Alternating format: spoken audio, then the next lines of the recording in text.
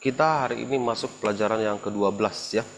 Judulnya adalah Allah memakai kehidupan dan surat-surat Paulus. Kita akan melihat dari 1 Korintus sampai suratnya kepada Filemon. Nah, tujuan dari firman Tuhan pada pagi hari ini adalah pertama kita akan meninjau, melihat ya, sekilas saja karena tidak bisa bahas setiap surat secara detail. Meninjau surat-surat Paulus secara garis besar. Yang kedua, mengingat dan menerapkan pesan-pesan utama ya, dari surat-surat Paulus kepada gereja-gereja individu. Nah, surat Paulus itu dikatakan bahwa ini adalah surat-surat yang tegas ya, dan keras. Nah, dalam suratnya kepada jemaat di Korintus, Paulus sendiri mengakui, dia katakan, tetapi aku tidak mau kelihatan seolah-olah aku menakut-nakuti kamu dengan surat-suratku. Karena dalam surat-suratnya dia begitu keras sekali menegur orang-orang yang berbuat salah di gereja. Kenapa? Karena banyaknya ajaran sesat yang masuk. Kemudian banyaknya ketidakpatuhan akan firman Tuhan di dalam gereja.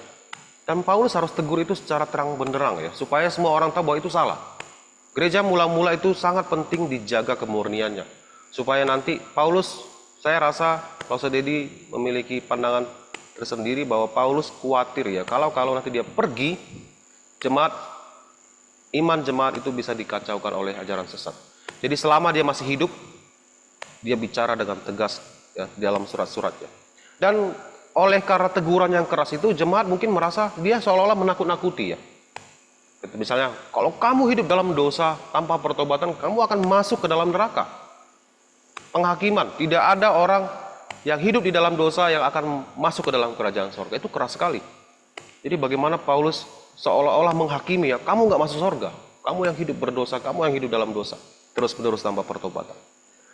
Lalu dia katakan, sebab kata orang-orang dia dengar ya, surat-suratnya memang tegas dan keras, tetapi bila berhadapan muka sikapnya lemah dan perkataan-perkataannya tidak berarti. Dalam surat memang dia bicara dengan tegas dan keras, tapi sebenarnya Paulus itu memiliki hati yang lembut ya. Ketika dia hadir secara fisik di tengah-tengah gereja, dia dengan penuh kasih ya, mengajari jemaat itu seperti seorang ayah kepada anaknya. Di rumah kan kita juga begitu ya. Papa kan nggak selamanya marah terus kan, atau mama kamu nggak selamanya cerewet kan, marahin, ini itu dimarahin, disinggung segala macam. Ada waktunya mama lembut kan. Nah, seperti itu juga Paulus kepada gereja. Ketika ada kesalahan, dia tegur dengan keras.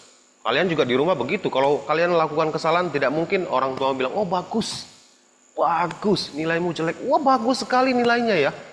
Tingkatkan, kalau bisa besok gak usah dapat nilai apa-apa, 0 aja sekalian. Gak ada orang tua yang seperti itu. Ketika dilihat anaknya ngomongnya sudah mulai tidak sopan, orang tua tidak pernah puji. Wah, sopan sekali bicaranya. Kalaupun ada yang bicara seperti itu, menyindir itu. Tapi umumnya orang tua akan tegur, kamu bilang apa? Nah, Sisi, anak Pastor Dedi ya, dia suka sekali bilang gak mau asal dibilang, ditegur, gak mau. Kita hajar dia, kita kasih dia didikan, gak boleh ngomong gak mau. Disuruh diri di pojok sampai dia sadar dia salah. Jadi Paulus ketika berhadapan muka, sikapnya lemah ya, lemah lembut, bukan berarti dia juga membenarkan yang salah, tidak. Tapi dia bicara dengan lemah lembut, perkataan-perkataannya tidak berarti, artinya tidak kasar, tidak seperti surat-suratnya seolah-olah dia seorang yang tidak ada kasih. Dia penuh dengan kasih. Lalu kemudian Rasul Petrus memberikan gambaran tentang surat Paulus. Ya. Dia katakan, anggaplah kesabaran Tuhan kita sebagai kesempatan bagimu untuk beroleh selamat. Seperti juga Paulus, saudara kita yang kekasih. Lihat, dia mengatakan Paulus sebagai saudara yang kekasih, yang dear kalau dalam bahasa Inggris, sangat dikasihi, sangat disayangi, sangat dekat ya.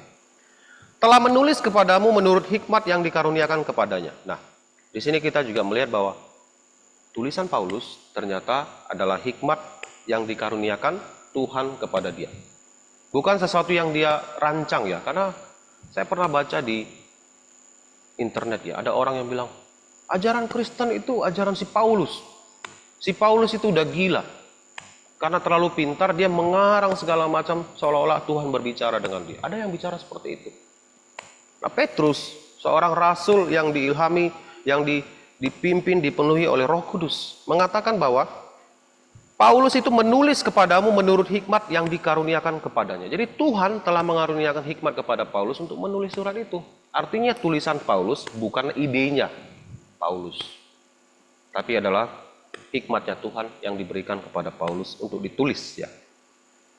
Hal itu dibuatnya dalam semua suratnya. Jadi semua suratnya, tidak ada surat Paulus. Ini bagian surat ini adalah firman Tuhan yang diberitahukan kepada Paulus. Oh, bagian ini enggak, ini adalah pikiran Paulus sendiri, enggak. Hal itu dibuatnya dalam semua suratnya tanpa terkecuali. Jadi surat Paulus yang dia tuliskan sebanyak 13 surat, kalau termasuk Ibrani 14, itu adalah ilham dari Tuhan sendiri, hikmat dari Tuhan yang diberikan pada Paulus untuk menuliskan apa yang Tuhan inginkan. Lalu apabila ia berbicara tentang perkara-perkara ini, nah kemudian dia katakan, dalam surat-suratnya itu ada hal-hal yang sukar difahami. Sukar dipahami bukan berarti tidak bisa dipahami ya. Seperti pelajaran kalian di sekolah kan? Siapa yang suka belajar kimia di sini? Udah belajar kimia belum kalian? Belum? Oh, oke, matematik pasti kan? Siapa yang suka belajar matematik? Ada yang suka? Hobi sekali. Kamu suka Joanna? Suka sekali? Nggak suka sekali? Ada yang nggak suka? Selain Joanna? Kenapa banyak orang nggak suka matematik? Saya juga nggak suka matematik dulu. Banyak angka bikin saya pusing. Banyak rumus bikin saya pusing. Rumus tertentu hanya berlaku sama cara perhitungan tertentu. Jadi rumusnya banyak sekali. Saya bingung sekali. Apalagi fisika ya. Kimia juga banyak hal yang harus diingat. Kenapa? Karena sulit kan. Sulit dipahami. Tapi bukan berarti tidak bisa dikuasai kan. Hanya kita tidak mau bekerja lebih keras. Buktinya ada pakar-pakar matematik, ada profesor matematik, fisika juga begitu, kimia juga ada. Kenapa orang itu bisa? Karena mereka suka dengan apa yang mereka pelajari. Dan mereka bisa menguasai itu dengan baik. Jadi, surat-surat Paulus juga bukan berarti tidak bisa kita pahami. Bisa, dengan pertolongan Roh Kudus. Kita memiliki Roh Kudus dalam diri kita, dalam hidup kita. Yang memimpin kita untuk mengerti firman Tuhan. Jadi tidak mungkin orang Kristen tidak paham. Hanya sukar, kamu harus belajar keras, itu maksudnya. Belajar dengan tekun tentang firman Tuhan. Supaya kamu bisa paham dengan jelas. Nah misalnya ya, saya kasih problem ya. Dalam kitab Yakobus dikatakan bahwa iman tanpa perbuatan pada hakikatnya adalah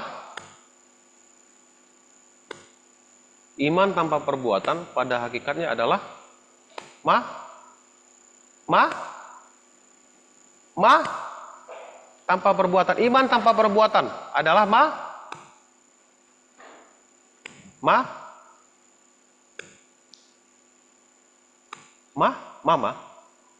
no.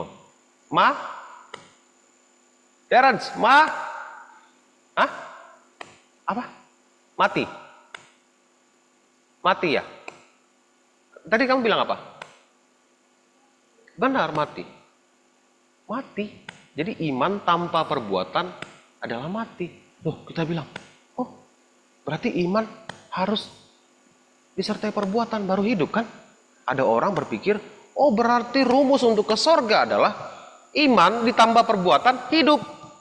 Iman tanpa perbuatan mati. Kalau kita pahami dari satu sisi seperti itu, dan kita mengabaikan surat Roma, surat Efesus 2:8-9. Sebab oleh iman kamu diselamatkan.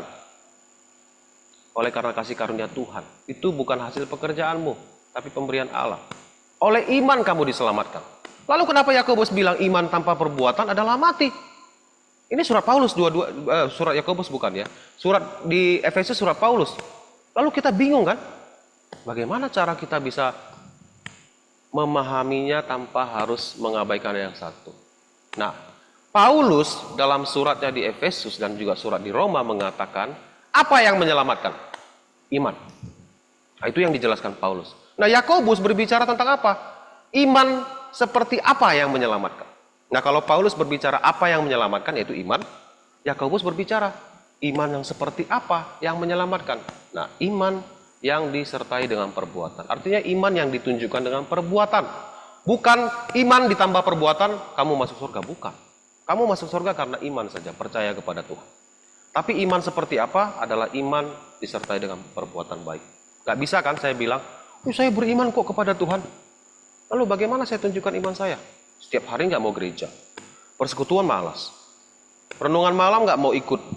Berdoa nggak mau ikut. Sekolah minggu malas-malasan. Membenci orang lain. Mendendam dengan orang lain. Tidak mau memaafkan, tidak mau mengampuni. Lalu kita bilang, kamu beriman kok begitu? Nah, itu adalah iman yang salah. Iman yang benar adalah disertai dengan perbuatan. Ditunjukkan dengan perbuatan. Nah, kemarin Lausa Injili Gabriel. Saya kasih contoh ke Gabriel begini. Katakanlah kamu sedang naik angkutan umum ya, naik busway. Di Batam ada busway kan. Kamu pakai pakaian SMP nih. Duduklah naik busway pakaian SMP. Lalu pas kamu duduk ada ibu-ibu di sebelah tanya, Dek, kamu SMP di mana? Lalu kamu bilang, oh saya SMA di Harapan Utama kelas 12. Kok kamu bilang kamu SMA kelas 12 pakai baju SMP? Pasti orang nggak percaya kan? Benar nggak? Percaya nggak kalau kamu pakai baju SMP, kamu ditanya kelas berapa, kamu bilang kelas 12 SMA. Kelas 3 SMA. Ibu itu pasti bilang, kamu bercanda ya? Kamu pakai baju SMP, bilang kelas 3 SMA. Nggak sesuai, nggak match kan? Sama seperti itu, kalau kamu bilang beriman, tapi kamu nggak ada tunjukkan sikap kamu, sebagai seorang beriman, maka kamu seperti anak tadi, baju SMP, ditanya kelas berapa, kamu bilang kelas 12. Padahal kamu masih kelas 7. Orang akan menertawakan kamu. Seperti itulah orang Kristen yang mengaku sebagai orang beriman, tapi tidak mencerminkan sikap seorang beriman. Tidak pakai pakaian seorang beriman, tapi mengaku sebagai seorang beriman. Nah, jadi ini contohnya ya. Jadi surat Paulus dikatakan adalah surat yang sukar ya untuk ditafsirkan. Hal-hal yang sukar untuk difahami, tapi bukan berarti tidak bisa. Nah, jadi kita pertama ingin melihat bahwa surat-surat Paulus adalah surat-surat beberapa bagian ya, itu sulit untuk dipahami. Dan kamu butuh kerja keras untuk bisa belajar, memahami. Kalau kamu jarang baca kitab suci ya, kamu tak akan bisa ngerti firman Tuhan dengan baik. Kamu gampang nanti dengar khotbah di YouTube, sekarang banyak sekali khotbah. Kalau kamu tidak bisa saring, maka apa yang dibilang pengkhotbah, oh benar, setiap pendeta kamu bilang pasti benar ngomongnya. Enggak semua pendeta ngomongnya benar ya. Kayak kemarin pendeta Erastus Sabdono, pendeta sangat terkenal sekali. Dia bilang apa? Yesus bukan Allah. Pendeta terkenal, sampai sekarang masih banyak yang mau dengar dia. Tapi Alkitab jelas-jelas bilang bahwa dia adalah Allah. Ketika si Thomas setelah Yesus bangkit, Yesus menampakkan diri kali kedua kepada murid-murid. Ini jariku yang lubang paku ini, coba cocokkan jarimu. Lambung saya cocokkan jarimu. Baru kamu percaya kan? Lalu Thomas bilang apa? Ya Tuhanku dan Allahku, dia percaya. Yesus gak bilang, jangan panggil saya Allah. Gak ada bilang begitu. Yesus terima sebutan itu. Oh, dia adalah Allah. Ketika dia katakan, aku dan Bapa adalah satu, orang-orang Yahudi ingin melempari dia dengan batu. Karena orang Yahudi paham maksudnya adalah, saya adalah Allah. Sebelum Abraham saya sudah ada. Wah, kamu siapa? Umurmu belum sampai 50 tahun, kamu bilang sebelum Abraham kamu sudah ada. Berarti kamu sudah ada sejak dulu. Siapa kamu? Kamu mau bilang dirimu Tuhan. Makanya mereka marah sekali. Jadi surat-surat Paulus sukar dipahami, tapi kita harus belajar dengan keras ya, supaya bisa paham firman Tuhan ini dengan baik. Nah, surat-surat Paulus ini bukanlah idenya sendiri, tadi Lasa sudah jelaskan, dari ayat tadi juga kita sudah lihat, tapi dari 2 Petrus 1:20 ayat sampai 21 juga memberikan kita sebuah pemahaman yang lebih kompleks ya, tentang apa itu kitab suci.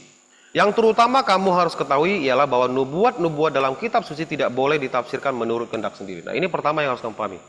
Ketika kamu melihat kitab suci sebagai satu kesatuan ya. Tidak boleh lihat satu ayat ini lalu abaikan ayat yang lain. Seperti tadi Yakobus kamu lihat dan kamu abaikan surat Roma, Efesus, tidak bisa. Harus baca secara keseluruhan, tidak boleh saling bertabrakan, tidak boleh saling bertolak belakang, nggak boleh. Jadi harus ditafsirkan menurut kehendak Tuhan sendiri. Kita punya prinsip dalam menafsirkan Alkitab di sekolah teologi ya. Alkitab menafsirkan Alkitab. Jadi bukan kita menafsirkan Alkitab, Alkitab menafsirkan Alkitab. Sebab tidak pernah nubuat dihasilkan oleh kehendak manusia, tetapi oleh apa, Hana? Oleh dorongan Roh Kudus, orang berbicara dalam nama Allah. Jadi maksudnya adalah semua penulis kitab suci itu didorong oleh Roh Kudus untuk menulis apa yang tertulis di dalam kitab suci. Jadi kalau kalian dengar di luar sana ada yang bilang kitab suci kalian itu ditulis oleh orang manusia biasa. Memang betul, manusia biasa yang menuliskan. Tapi mereka didorong oleh Roh Kudus secara ajaib. Kenapa dia ganti sendiri ya? Dari tadi dia bolak-balik sendiri loh. Saya nggak ada tekan loh. Ada seseorang di samping Lost. Iya. Jadi dia bilang apa? Kita ganti lagi. Ini iseng sekali siapa laptop ini ya. Jadi dorongan Roh Kudus ya. Roh Kudus yang mendorong mereka menulis. Siapa yang tekan ya? Wait. Sepertinya ini ada yang tekan di bawah, ini anak kecil. Ini kan masih ada dongle-nya. Kita lihat apakah masih terganti. Nggak lagi kan? Berarti ada yang mainin nih alatnya itu. Di kelas lain mereka pakai, oke. Jadi oleh dorongan Roh Kudus ya, kitab suci itu ditulis. Nah, tujuan kita melihat dulu dari surat Korintus ya. Surat Korintus ditulis untuk memperbaiki praktik-praktik yang berdosa yang dilakukan jemaat-jemaat di Korintus dan sekaligus membantah segala ajaran keliru dan sesat. Nah, dalam gereja itu sepanjang sejarah gereja selalu ada ajaran sesat yang masuk ke gereja. Mulai dari awal ya. Pertama-tama ketika zaman para rasul yang paling mencolok adalah ajaran Yudaisme. Ajaran Yudaisme adalah mengajarkan bahwa manusia diselamatkan juga dengan melakukan perintah-perintah Tuhan, yaitu hukum Taurat. Sunat misalnya. Sunat bagi orang Yahudi, sunat adalah sesuatu yang sakral ya, karena perjanjian antara Abraham dengan Allah Israel. Dan seluruh keturunan Abraham, orang-orang Israel, harus disunat. Itu sebagai tanda perjanjian. Tapi kita yang di luar Israel, bukan orang Israel, tidak perlu disunat. Di surat Galatia dijelaskan. Sunat itu bukan sesuatu yang sangat penting bagi kita. Yang paling penting adalah sunat hati, dikatakan oleh Paulus. Apa gunanya kamu disunat secara fisik, tapi kalau hati kamu tidak disunat, artinya kamu tidak lahir baru. Makanya kita tidak perkarakan sunat dalam gereja kan. Orang Kristen tidak bilang harus sunat. Tapi kalau orang Yahudi mereka ingin sunat, silakan sunat. Tapi jangan pernah berpikir dengan kamu disunatkan, maka kamu otomatis masuk surga. Itu salah. Sama seperti baptisan kan. Sekarang sunat diganti dengan baptisan di dalam gereja. Kamu tak bisa bilang, oh kamu udah baptis belum? Wah kamu masih setengah ke surga. Kalau udah baptis baru full. Nggak bisa bilang begitu. Baptisan tidak menyelamatkan. Tapi baptisan bukan berarti tidak penting. Tetap harus kamu lakukan. Kalau kamu masih sempat, masih bisa dibaptis, silakan baptis. Tapi kalau tidak sempat dibaptis, pun kalau kamu percaya Yesus, kamu selamat juga. Masih ingat kisah orang yang disalibkan bersama Yesus? Beberapa menit sebelum dia bertobat, dia masih bilang, kalau engkau anak Allah, turunlah dan selamatkanlah kami, baru kami percaya kepada engkau. Tapi setelah Tuhan Yesus mengeluarkan perkataannya, Bapa ampuni mereka, mereka tidak tahu apa yang mereka perbuat. Salah satu dari si penyamun, entah sebelah kiri atau kanan tidak disebutkan. Salah satu dengar, akhirnya bertobat, ini orang benar. Kita ini layak dihukum, dia enggak. Lalu dia bilang apa? Yesus, ketika engkau datang dalam kerajaanmu, ingatlah aku. Yesus bilang apa? Hari ini juga engkau akan bersama-sama dengan aku di Firdaus. Artinya hari ini mereka akan mati kan? Waktu disalib itu, hari itu juga Yesus mati, jam 3 sore. Ketika mereka mati, si penyamun itu mati, dia saat itu juga bersama Yesus di surga. Sempat dibaptis? Enggak. Bahkan beberapa menit sebelum dia mati, dia masih menghujat Yesus. Tapi ketika dia sadar dia salah, percaya kepada Yesus, tanpa dibaptis pun dia di surga. Sekarang dia di surga, nanti kita ketemu dengan dia. Nah jadi ada praktik-praktik berdosa di dalam gereja Korintus tentang ajaran Yudaisme ini. Dan kemudian juga ada satu praktik kebiasaan buruk dalam gereja yang terjadi di gereja mula-mula. Ini juga terjadi di gereja masa sekarang ya. Yaitu ada kelompok-kelompok ya, yang mengelompokkan dirinya dalam golongan-golongan di gereja. Gap-gapan di gereja. Ada kelompok-kelompok di gereja, itu nggak boleh. Lalu Paulus katakan apa? Adakah Kristus terbagi-bagi? Adakah Paulus disalibkan karena kamu? Atau adakah kamu dibaptis dalam nama Paulus? Ada orang bilang, kami ini murid-murid Paulus, kami golongan Paulus. Kamu bukan, kamu golongan Apolos. Artinya apa? Kami percaya Yesus karena kami dengarkan Injil dari Paulus. Kami selamat, maka kami golongan Paulus. Merasa mereka yang sudah dipercaya karena pemberitaan Paulus, kelompoknya ini eksklusif. Kelompok lainnya, kamu ke sana. Di gereja juga kan mungkin begitu terjadi. Ada jemaat-jemaat mungkin, nggak di gereja sini ya, tapi saya dengar di gereja-gereja luar sana banyak seperti itu. Apalagi kalau pendetanya ada 2 dalam satu gereja. Oh, saya kelompok pendeta ini, lebih enak dengar khotbahnya. Oh, saya kelompok yang satu lagi, saya nggak suka dengan pendeta itu. Lalu Paulus bilang, apa? Adakah Kristus terbagi-bagi? Yang mati untuk kamu siapa? Pendeta kamu? Enggak. Siapa yang disalibkan? Apakah pendeta kamu? No. Tuhan Yesus yang disalibkan. Jadi kenapa kita di gereja buat kelompok-kelompok? Ini praktik yang salah dalam gereja. Di persekutuan juga mungkin bisa terjadi. Di Singapura ada kelompok muda-mudi yang terpecah. Bilang bahwa ini satu kelompok, ini satu kelompok. Pisah. Ada juga di gereja jemaat mengelompokkan diri, yang kaya sama yang kaya. Yang sedang sama yang sedang ekonominya. Sedang ekonomi yang tidak kaya, tidak miskin di tengah-tengah. Yang miskin sama yang miskin. Ada yang terjadi seperti itu. Kalian anak-anak remaja tak boleh pilih-pilih teman dalam gereja. Selama dia baik, selama dia seorang Kristen, berteman dengan dia. Meskipun beda status sosial, beda suku, juga ada seperti itu. Oh, saya Chinese, saya berteman sama Chinese. Oh, saya Batak, saya berteman dengan Batak. Oh, saya orang Jawa, saya sama orang Jawa. Nggak cocok sama suku lain. Nggak boleh. Di gereja, kita semua satu jemaat. Nggak boleh berteman dengan satu suku secara khusus, dengan status sosial yang sama secara khusus, satu sekolah yang sama. Mungkin juga ada seperti itu. Oh, dia satu sekolah saya berteman dengan dia di gereja. Yang lain enggak lah, enggak satu sekolah. Enggak boleh. Jadi di gereja masa segini pun mengalami hal serupa. Kalian lihat apakah ada terjadi di sekeliling kalian seperti itu? Laporin kalau ada yang terjadi seperti itu. Nah, saya bersyukur di remaja tidak seperti itu. Selama saya melayani di remaja, saya melihat semua kalian bisa bercampur baur. Itu bagus. Karena nanti di sorga kita sama-sama semua kok. Tidak ada lagi pemisah di antara kita. Semuanya di sorga adalah saudara. Saudara kandung kita, kalau dia tidak percaya, kita bisa pisah hanya berhubungan di bumi ini saja. Ketika kita sudah meninggal, dia ke neraka kalau dia tidak percaya Tuhan. Tapi kalau kita yang sudah percaya Tuhan, misalnya Hana dengan si Gofas, kalau nanti kalian meninggalkan dunia ini, kalian beriman kepada Yesus, kalian ketemu di sana lagi di sorga dan saudara. Jadi tidak ada hubungan yang bisa terpisahkan ya dalam saudara seiman ini.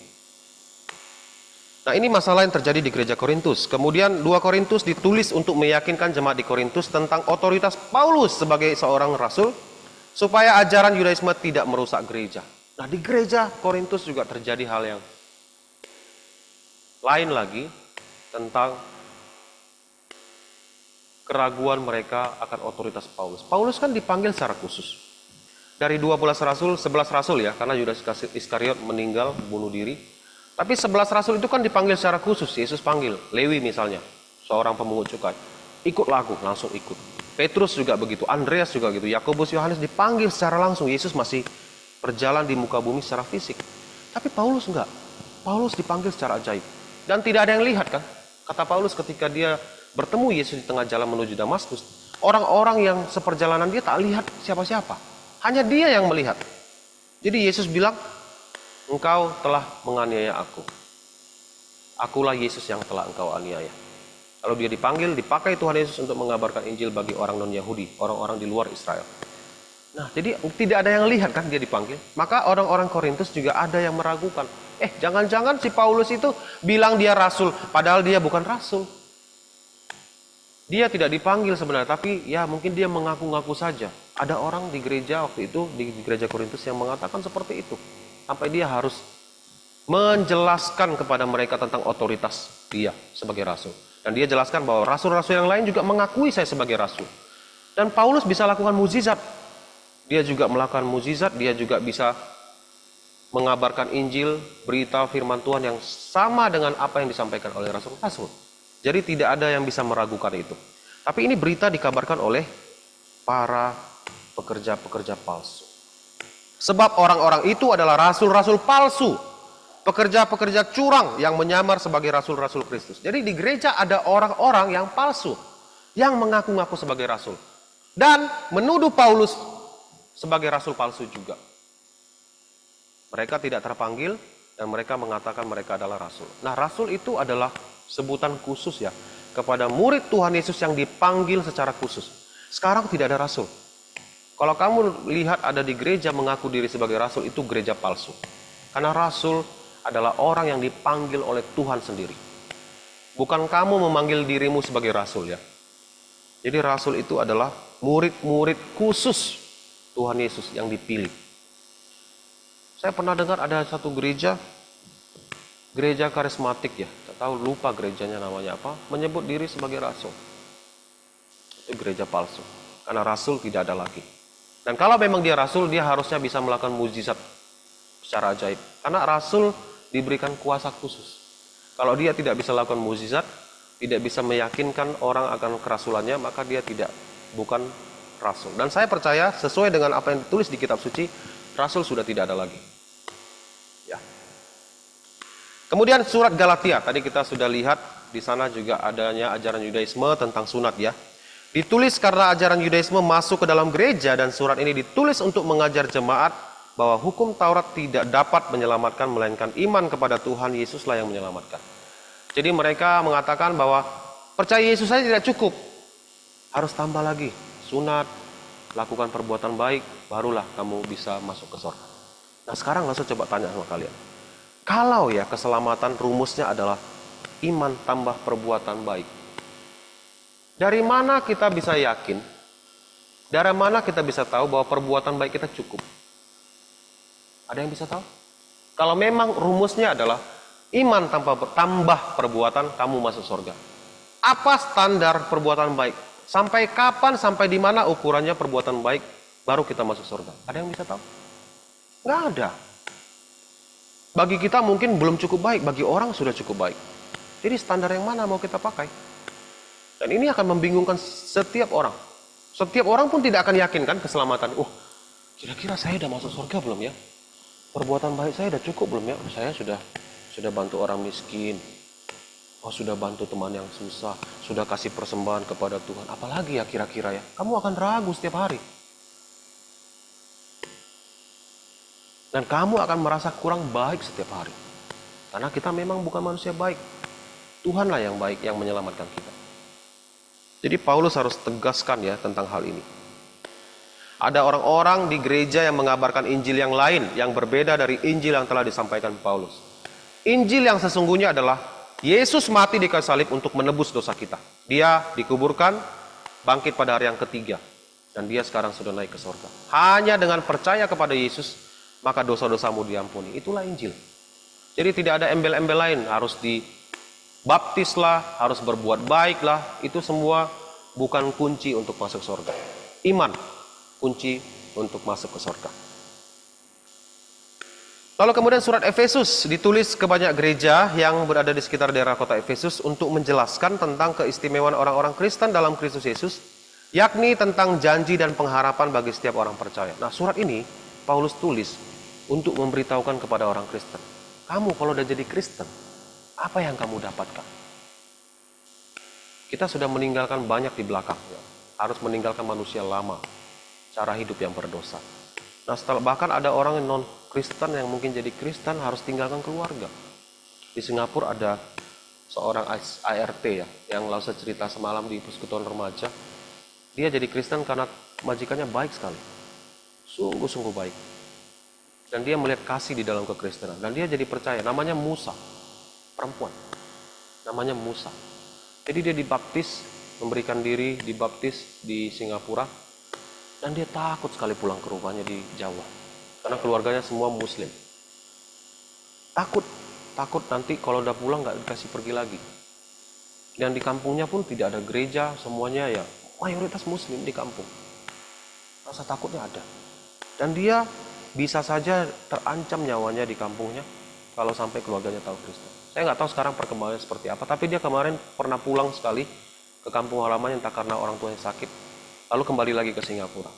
Tapi apakah orang tuanya sudah tahu? Saya tidak tahu.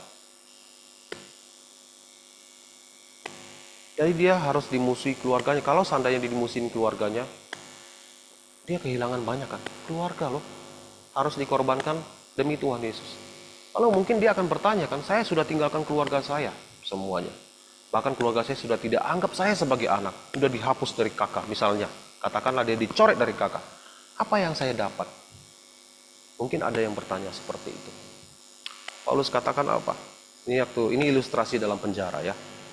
Demikianlah kamu bukan lagi orang asing dan pendatang, melainkan kawan sewarga dari orang-orang kudus dan anggota-anggota keluarga Allah. Kamu, walaupun sudah kehilangan anggota keluarga kamu, tapi kamu sekarang menjadi anggota keluarga Allah. Saudara kita banyak. Semua orang Kristen adalah saudara kita. Kakak kita, abang kita, keluarga besar.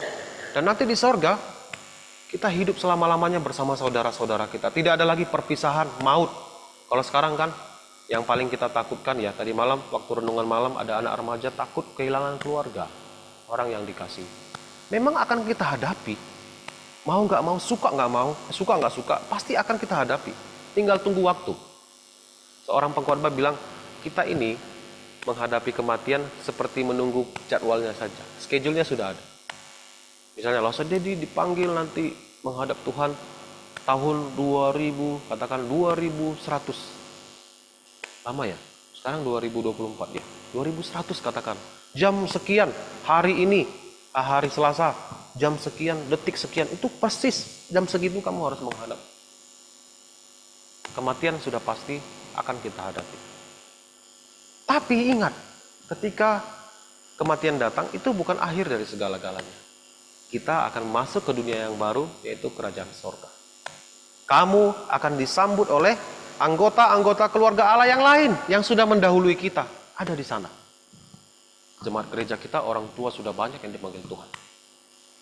Ada almarhum Pak Niko, dia sangat baik sekali. Bapak Niko semasa hidup, saya ingat dia bantu saya waktu menikah untuk masak ya. Kan waktu itu Lause adakan resepsi di gereja di bawah. Setelah pemberkatan, kita makan di bawah.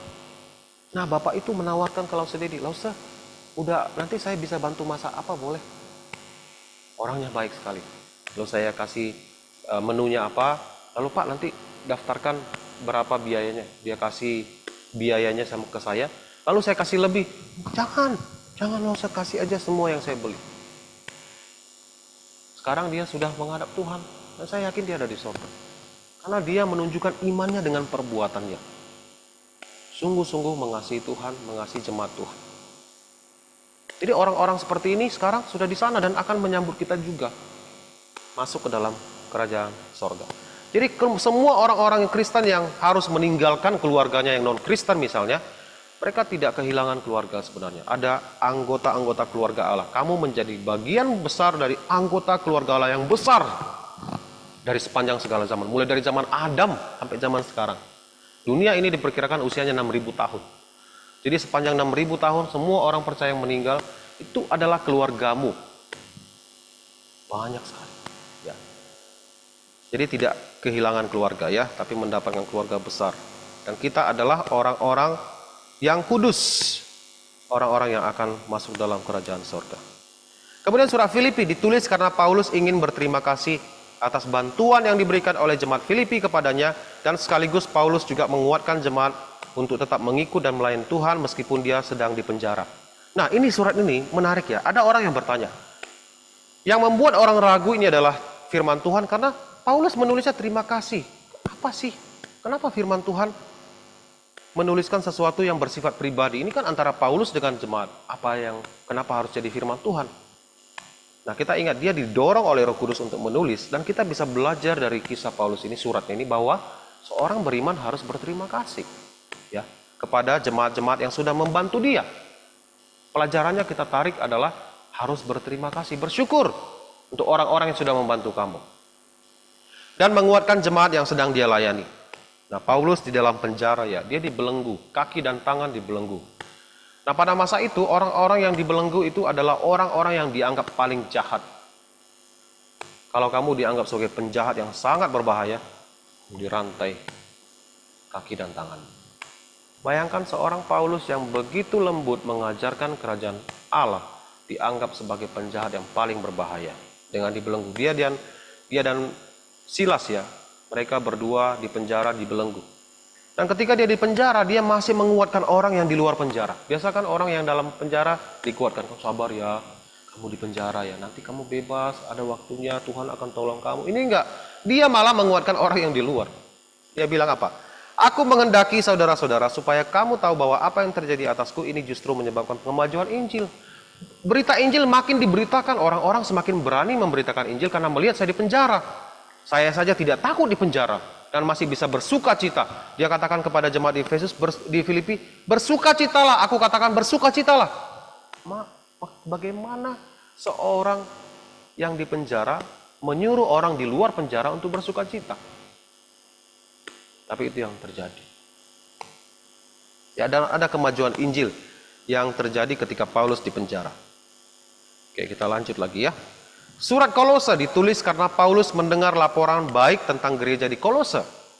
Di saat yang sama juga adanya ajaran sesat yang mengancam gereja di sana seperti filsafat, ajaran sesat Kolose, penyembahan malaikat, dan juga pertapaan. Ada banyak ajaran sesat ya masuk di gereja Kolose. Bahkan malaikat pun disembah. Pertapaan, orang-orang yang menganggap kalau dia pergi menyendiri jauh dari keramaian, dia bisa menyucikan diri. Ya, dengan bertapa. Itu adalah ajaran penyembahan berhala.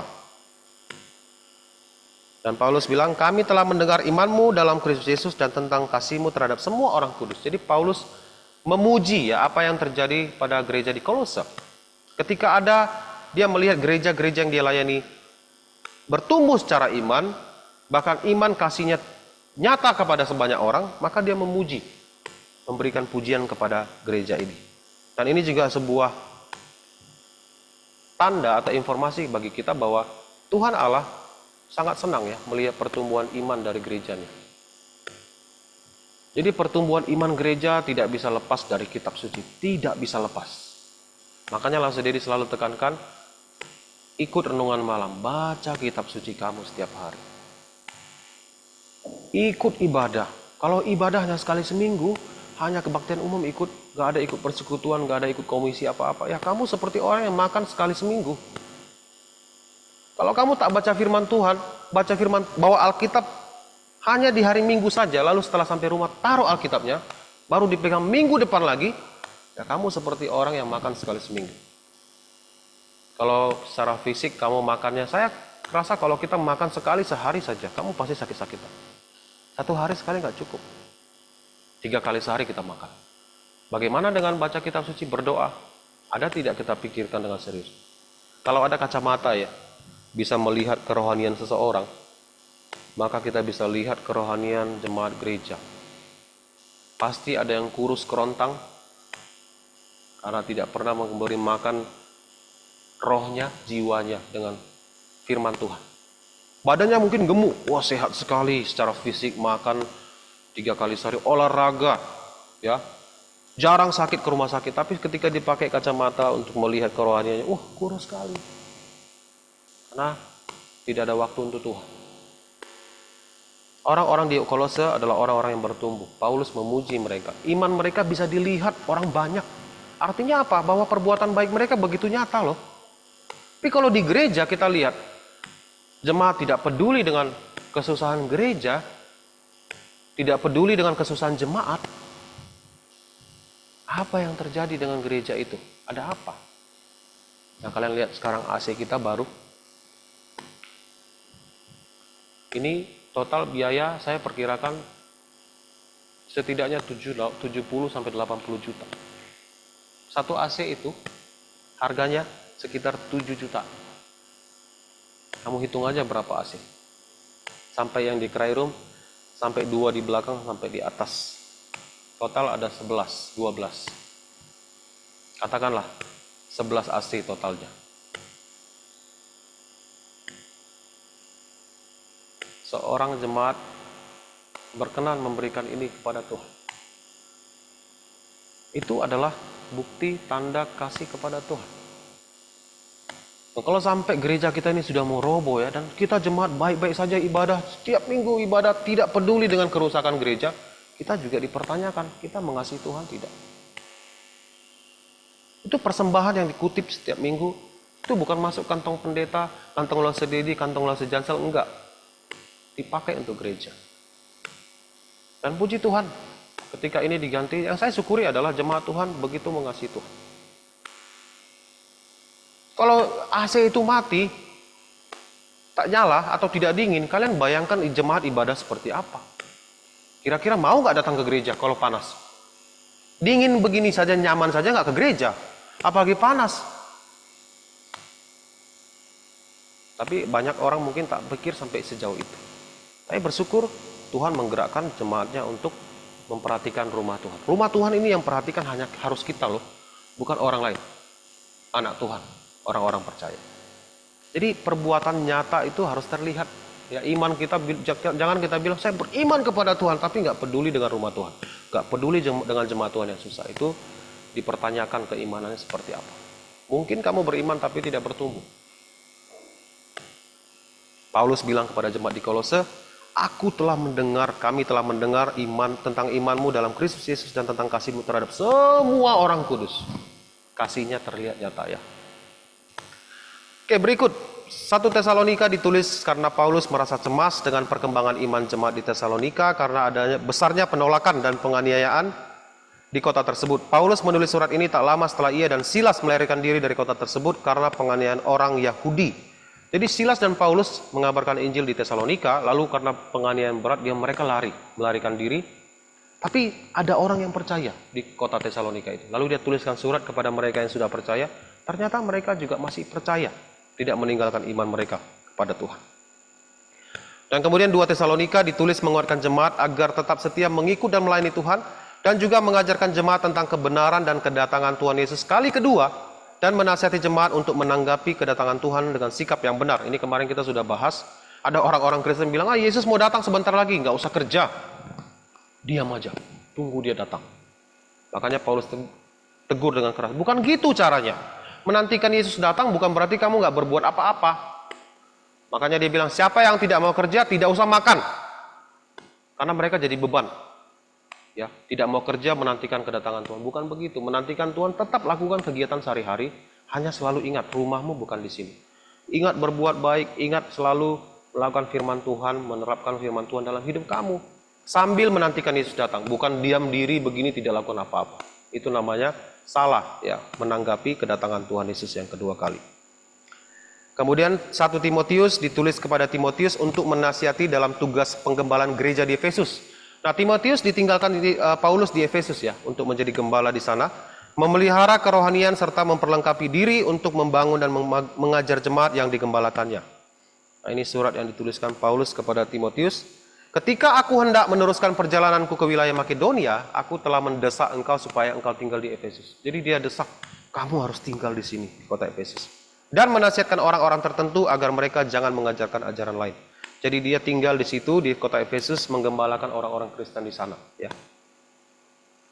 2 Timotius dituliskan kembali kepada Timotius untuk menasihatinya agar mengajarkan firman Tuhan seperti apa yang telah diajarkan Paulus, dan menguatkan Timotius untuk senantiasa giat dalam melayani Tuhan sebagai hamba Tuhan yang setia.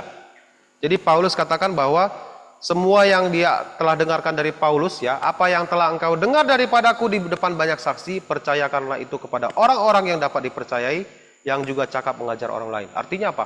Paulus bilang, ajarkan semua ini kepada orang yang bisa mengajar. Kenapa? Coba kalian jawab, kenapa kira-kira? Kenapa harus mengajar orang yang bisa mengajar? Steve.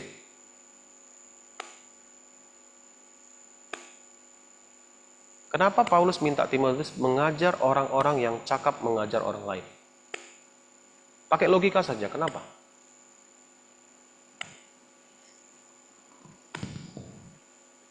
Dia bilang percayakanlah itu, artinya serahkan sepenuhnya pengajaran itu kepada orang yang bisa mengajar. Esania, kenapa?